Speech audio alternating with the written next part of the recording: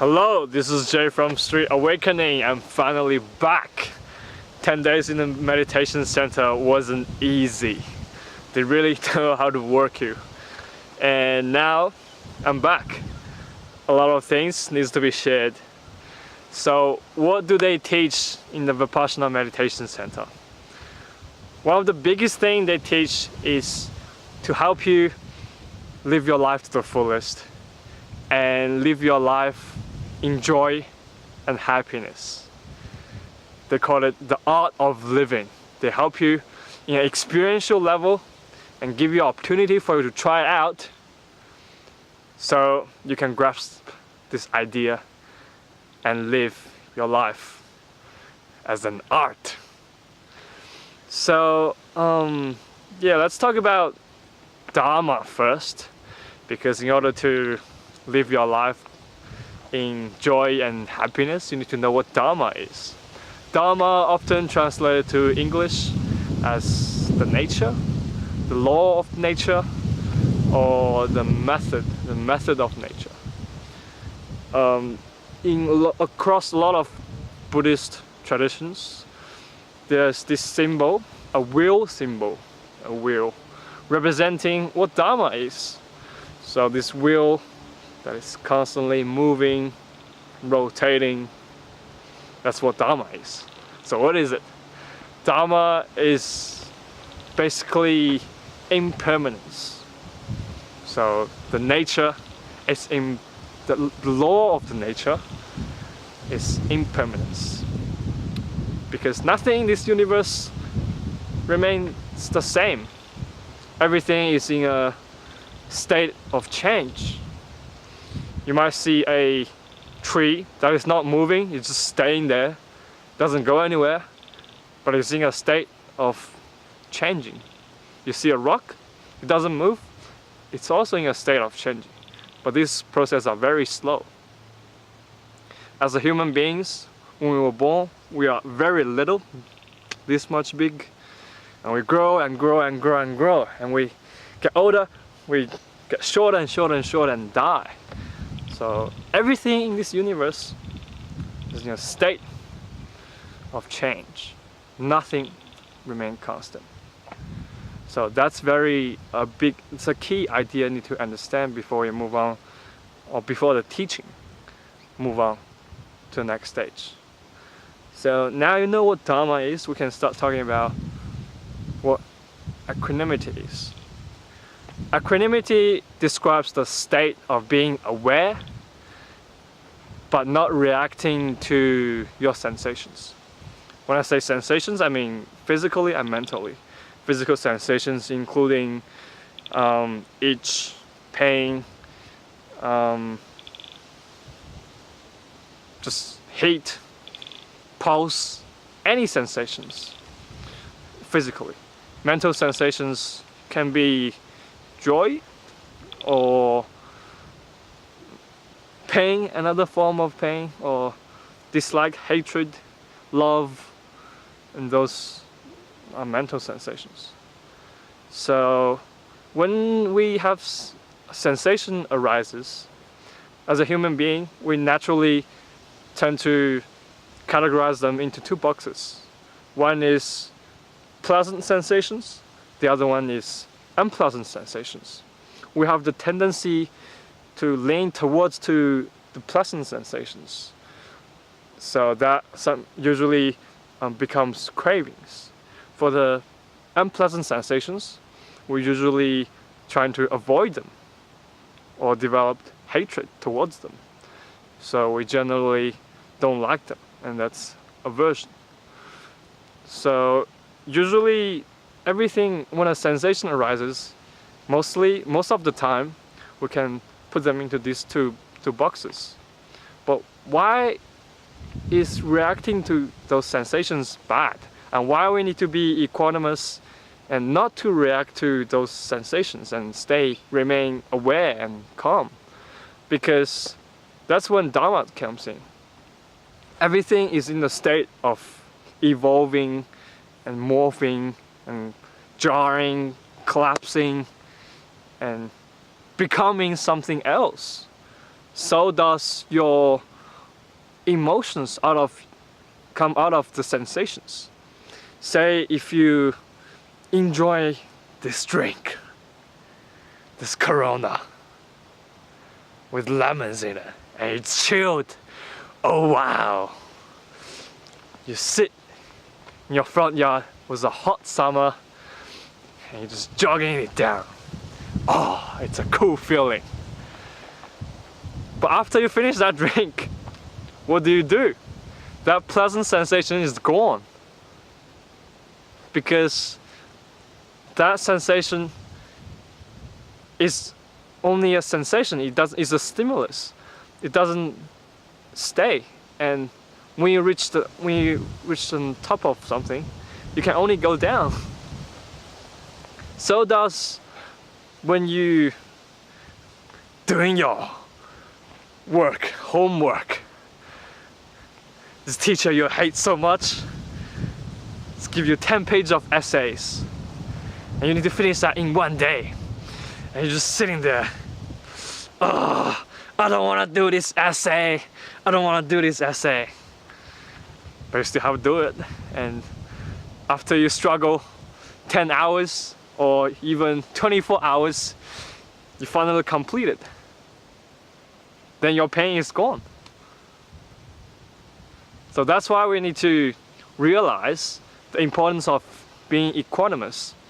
Because you know that when you are in your low state, you're gonna come up.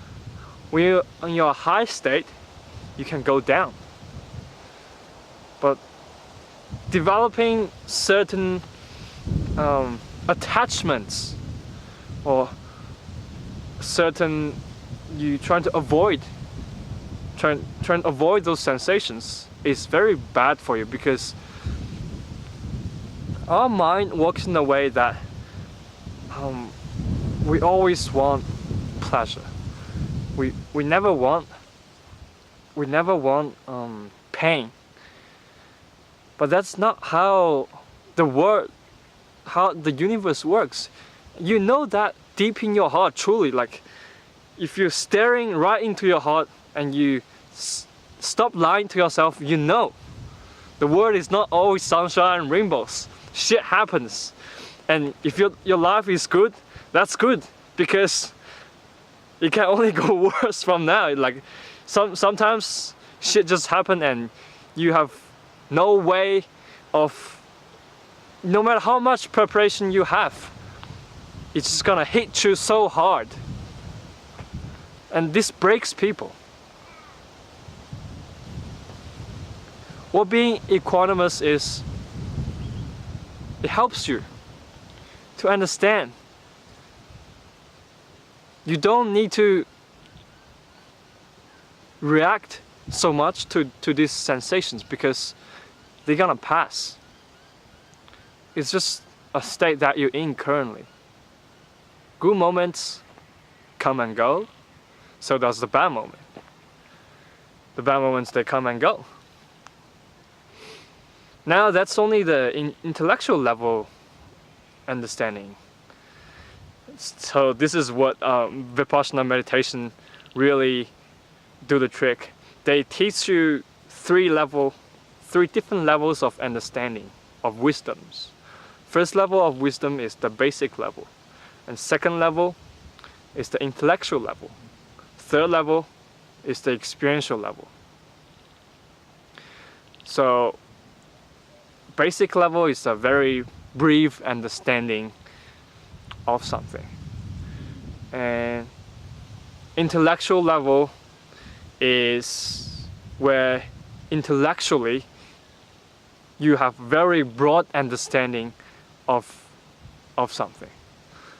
And experiential level of understanding is you experience the wisdom, you experience the truth, because whatever you experience is that you can be sure of is the reality, is the truth. It might not necessarily be the truth of the others, but 100% means the reality to you, which is the truth to you. So taking an example we can use garlic as an example, because I love garlic.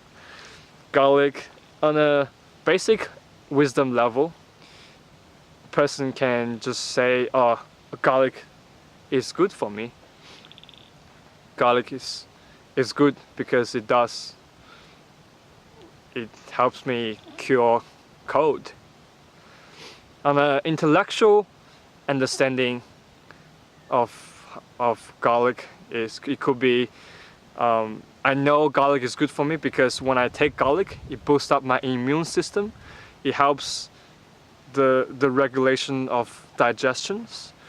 It helps the regulation of how exactly works. Like when the garlic goes in, it helps certain proteins to act in certain ways, so you can somehow help the white cells and such and such.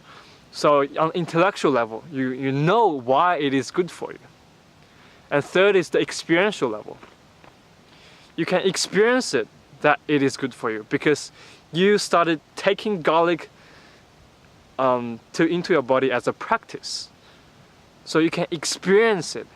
You with the intellectual understanding, you're taking it to the next level. Now you experience the benefit of garlic.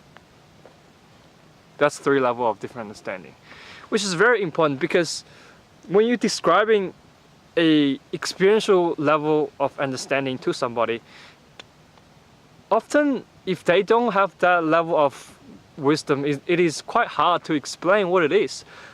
Taking an example of another example, yeah, we have color. So we know that for most of us, not colorblind people, can tell the difference between white and black. But if you try to explain this to a blind person, so for this person, he have always been blind. Maybe on the intellectual level, he know that, oh, black is the opposite to white. Black is dark. It's this very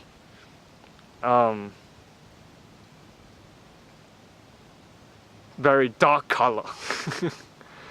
But on the he knows that intellectual level, it is true, like what he believes in on an intellectual level. But on an experiential level, he doesn't know what black is, or he doesn't know what white is, because he can't see. He can't experience color on an experiential level with his eyes because he's blind. So that's why when you explain what color to a blind person, what color is to a blind person, he can only understand it in an intellectual level. That's one of the main point Vipassana meditation trying to make you understand. And what the meditation is, they're trying to make you experience your own miseries, per se. So you have an experiential level of understanding, and you know what it is to you that is true to you. So that basically is what art of living is. Understand what Dharma is, and being equanimous. When the good moment comes in, enjoy it. When the bad one comes in, it's not so bad because you know Dharma. The bad moment's gonna go away soon as well, and they're gonna roll around. And it sounds very easy, but in order to live into that, it is very hard. It takes practice. That's why meditation is a good means to practice that. So yeah, that's all I wanted to share. I didn't really want to tell you much about the details about how to meditate and what the methods were. That's for you. If you really wanted to go, if you find this video helpful, if you find this video, you learn something from this video, I really encourage you to actually try out this meditation. Because in these 10 days, you really you can really face yourself in some ways that you wouldn't face before. Solitary, hardship, all these things. It's definitely a good experience, worthwhile to try it out. So that's it. I'm bouncing out.